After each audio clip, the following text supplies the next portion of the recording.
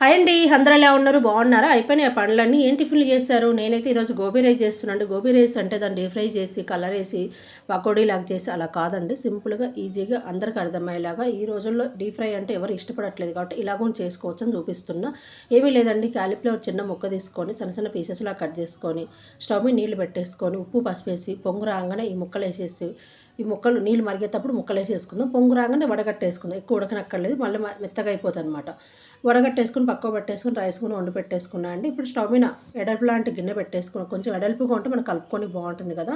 అది కొంచెమైనా ఎక్కువైనా పర్లేదు, పెద్ద గిన్నె అయితే బాగుంటుంది.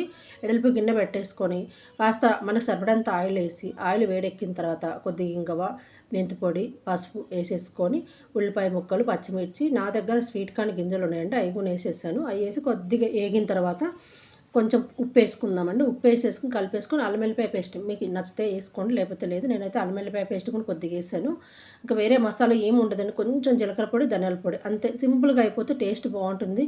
పిల్లలకు బాక్స్కు చాలా ఈజీగా అయిపోతుంది కాబట్టి, ఎందుకంటే ఈ సీజన్లో మనము కూరలు కలిపి పెడితే పాడైపోతుందండి. ఇలా మనం డీప్ ఫ్రై ఐటమ్స్ ఇలా చేసి పెట్టినా కానీ పిల్లలకు బాక్స్లలో మధ్యాహ్నానికి బాగోదు కాబట్టి ఇలా సింపుల్గా ఇలా కూడా చేసుకోవచ్చు అని చెప్పి చూపిస్తున్నా.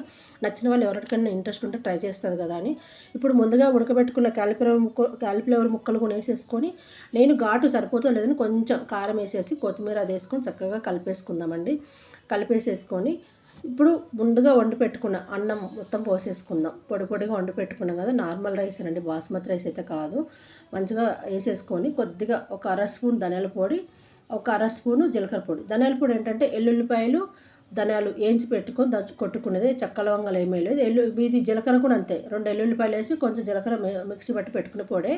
రెండిటిల్లో ఎల్లుల్లిపాయలు వేస్తాం, అంతే అంతే అనమాట. మసాలా ఏమీ ఉండదు. అది కొంచెం ఇది కొంచెం వేసేసి కొంచెం మళ్ళీ అన్నం వండుకున్న అన్నం పోసేసుకొని చక్కగా కలిపేసుకొని, నిమ్మకాయ మీకు కావాలి అనుకుంటే తినేటప్పుడు పిండుకోండి, లేదంటే మామూలుగా ఇలా పిండుకోవచ్చు. చిన్న ముక్క ఏదో వేసి వేయినట్టుగా పులిపో తగులుతుంటే బాగుంటుంది కదా.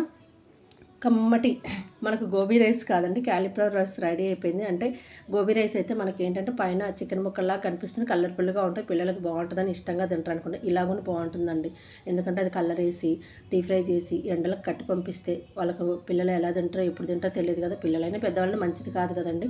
ఇలాగూ ట్రై చేయొచ్చు, సూపర్ టేస్ట్ ఉంటుంది, చాలా బాగుంటుంది. ఒక్కసారి ట్రై చేసి చూడండి, చాలా బాగుంది. ఈజీగా అయిపోతుంది, సింపుల్గా అయిపోతుంది. మన ఇంట్లో ఉన్న కూరగాయలతో ఏదైనా సరే రోజుకు ఒక వెరైటీగా చేసి పెడితే కూరలు తినప్పుడు ఇలా బాగుంటుందని చెప్పేసి నచ్చుతుంది అనుకుంటున్నా. ప్లీజ్ నచ్చితే లైక్ చేయండి, షేర్ చేయండి, కామెంట్ చేయండి. మీరు ఈ విధంగా ట్రై చేయండి.